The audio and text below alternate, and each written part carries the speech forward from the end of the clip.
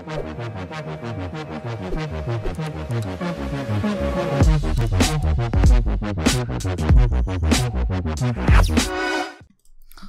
everyone, thanks for stopping by my channel and taking the time to look at this video. So, as some of you might know already, Skype for Linux just recently got promoted from alpha to beta. And with this update, I guess, came a barrage of improvements. So in this video, I'm going to be installing Skype for Linux, specifically on Ubuntu, and then looking at the different improvements and updates that came along with it. Okay everyone, so jumping right in, to install Skype for Linux, you want to open up a web browser and go to skype.com. Now this is the Skype landing page, and here you want to click downloads, and it should be the first item on the list at the top, and it should automatically detect that you are running a Linux distribution. So depending on your distribution, you either want to click download Skype for Linux DEB or download Skype for Linux RPM. Since I am running Ubuntu, which many of you might be also, you want to download the DEB file. So it should start downloading automatically. Now you want to click save file and hit OK, and it will start downloading on the side here. So once it's downloaded, you can open it from here, or you can go into your files, go to downloads, and run this DEB file. It should open up in your software center. Now here, you want to click install, and enter your root password. Okay, so Skype has been installed right now, and you can close out of these different programs, and go to your launcher and look up Skype. And you should have an option saying Skype for Linux Beta. So click on that. And here it is. And if everything looks like this, it means that Skype for Linux successfully installed.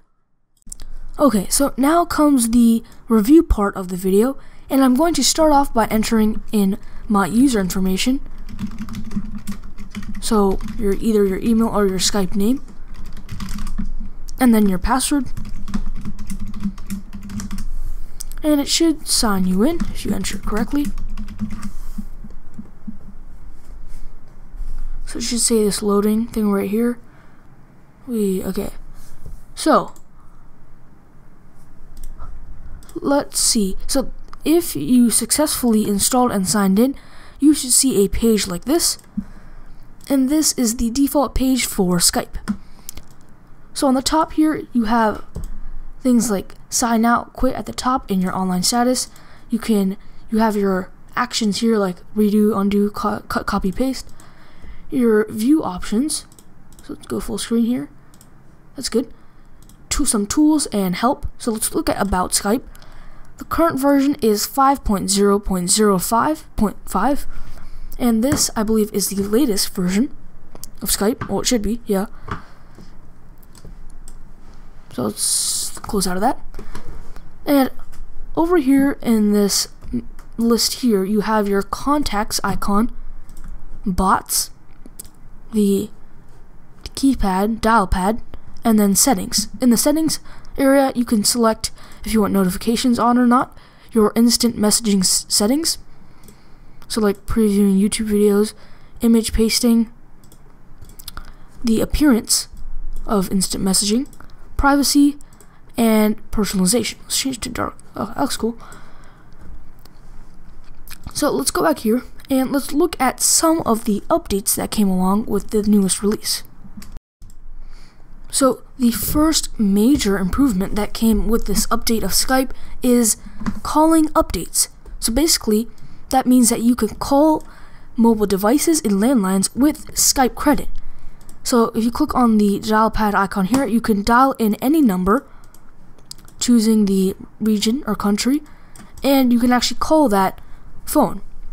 And of course, using Skype credit, which you can add using this add Skype credit link here, and you can buy Skype credit. and it lets you basically call from Linux to any other platform, including mobile platforms. So the next update that came with this is better collaboration. And what happened with this is, before, Linux users could not share their screen to another platform, and it was hard to also receive shared screen from like Windows or Mac. But now Linux users can share their desktop. So if you open up a conversation and you call someone, you can actually share your entire screen to kind of walk them through or something. And the third major update is that Unity launcher down here shows the number of unread conversations.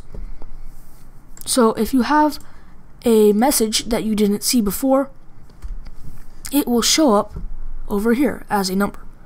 So that helps in case you're wondering if anyone, texted you or anything. And also, online contacts in your contact list now include away and do not disturb modes. So up here in the menu, you can select your online status, and now online contacts will also show the status if they've enabled it. So those were the major updates to Skype on Linux.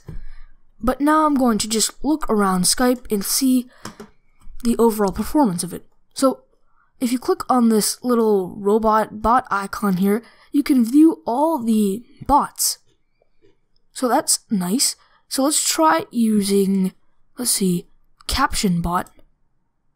So I guess this will understand the content of any image and try to describe it.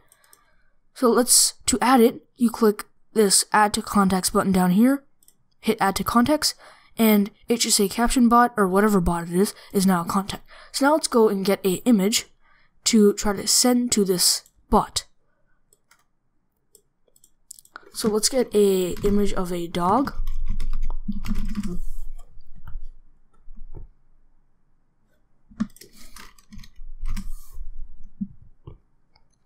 Let's see, this one maybe. This one's pretty easy to figure out. And now here you want to save the image. Just put it into downloads. And it's saved. And now let's add it to, or send it to the Caption Bot. So let's go to downloads and dog. And now it is sending.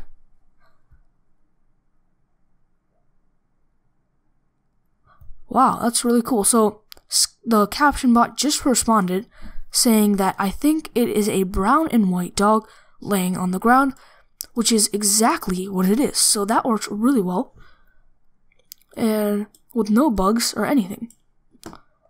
Let's go to here. Oh yeah, and one thing about Skype, if you haven't used it before, is that if you click the X button to close out of the application, it doesn't actually close out. As you can see, if you click on it, it just appears right back again. So to actually quit out of Skype, you want to go to File and then click Quit, which will terminate the application and stop it from running in the background.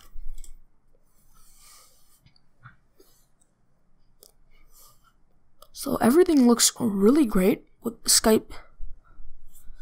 And okay, let's try adding another bot. Let's use a Getty Images preview. So let's click Add to Content, and also up here it shows you exactly what this bot will do and some privacy.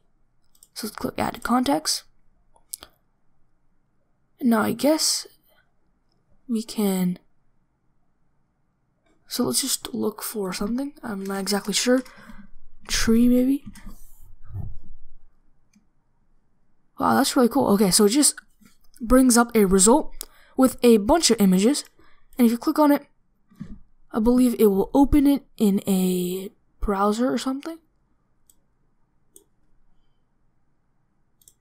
Yes, it does. In Getty Images. So if you want to search for an image, I guess, you can just use this tool and you can quickly get that picture that you're looking for. So that is it for this video on Skype for Linux. I do really believe that the promotion from alpha to beta bring along a lot of improvements and updates, and it really is a pretty good performer now, with very little bugs. In fact, no bugs in this video, but I'm sure there are still a few, as it is in beta, but it works really well and does the job excellently.